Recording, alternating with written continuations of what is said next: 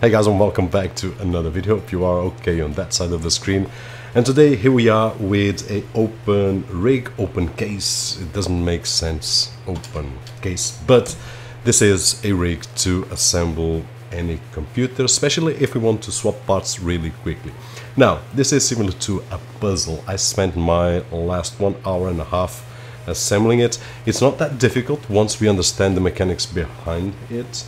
And it's not complete because we will need to assemble the computer right over here, but the frame itself, it's finished. So what I wanted to share with you guys is, if you are interested in one of these, I will leave a link down below so that you guys can check it out. And in the meantime, I will leave you with a time lapse that will show you how I did assemble, and once we figure it out, it's not that hard.